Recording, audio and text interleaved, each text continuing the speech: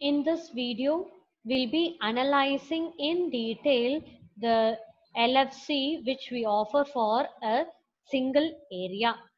So load frequency control of a single area system is analyzed in two broad perspectives as mentioned earlier, the control case and the uncontrolled case. Uncontrolled case is where my speed changer is inactive, and the control case is where the speed changer is active.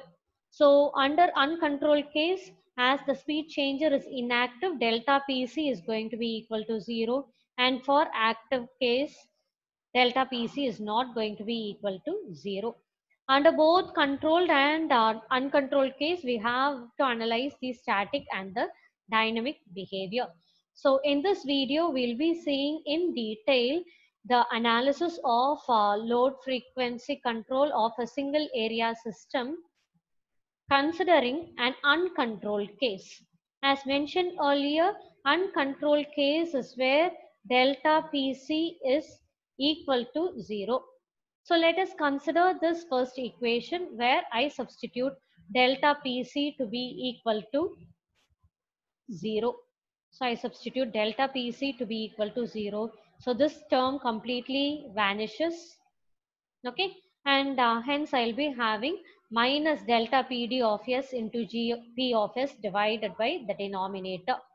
And now let us analyze the static behavior. So when we analyze the static behavior, static condition is when we approach to a time where the time reaches infinity. We could also term it as the steady state. So steady state is when the transient has completely died off. So when my transient has completely died out, I only have the steady state value, and that is the value of frequency which I get when time tends to infinity. And we find this delta f of s as in S domain, right? So frequency is defined in S domain in this equation. So if we want to find the final value or the steady state value is also known as the final value because it is the value when time tends to infinity. And hence, if we want to find the final value in S domain, we'll be applying the final value theorem.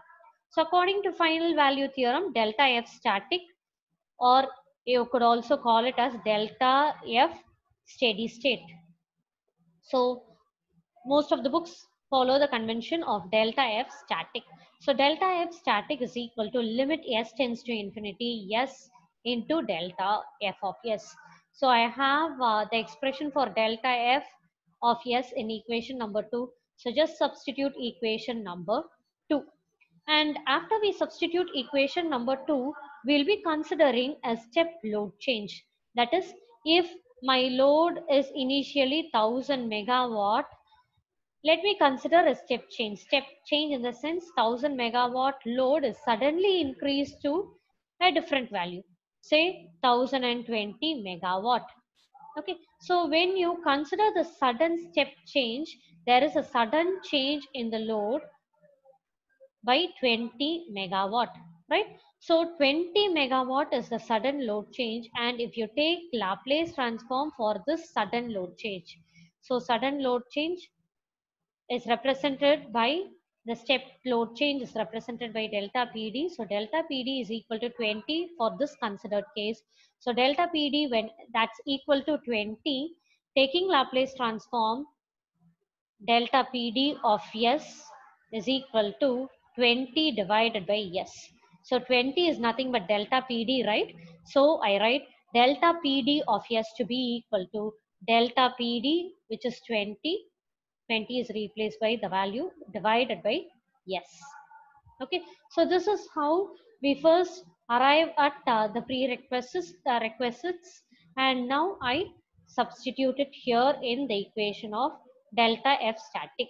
So after substitution, now here in place of delta PD of S, I'll be substituting PD divided by S. On substituting PD divided by S and S will get cancelled, and if you want to calculate delta F static, we have to expand the transfer functions. So expanding or substituting the value of GP of S, GT of S, and GP of S again. So GP of S is KP divided by 1 plus STP and the value of GT of S. So after substitution, we are supposed to apply the limit. S tends to 0. So wherever we have the S term, substitute 0. So wherever we have the S term, I'm substituting 0. So the denominator happens to be 1 plus 0. So denominators are 1.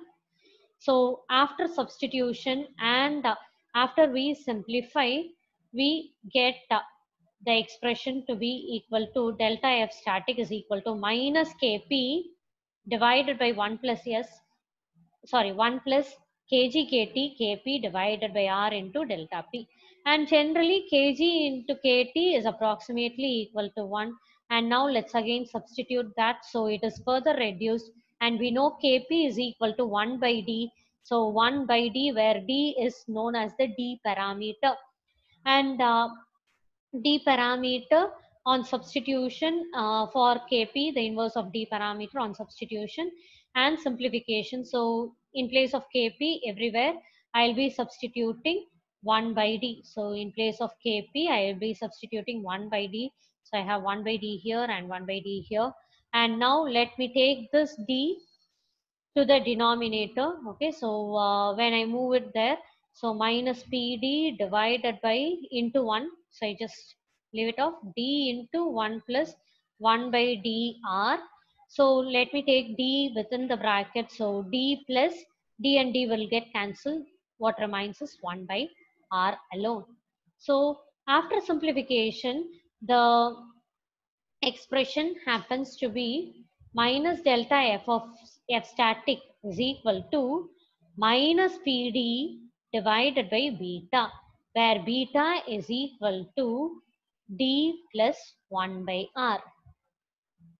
So this beta is given a name which is AFRC, where AFRC is the area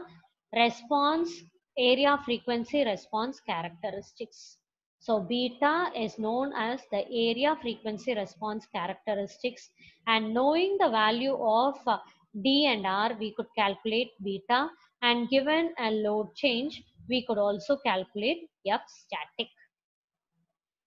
This is about the steady state analysis.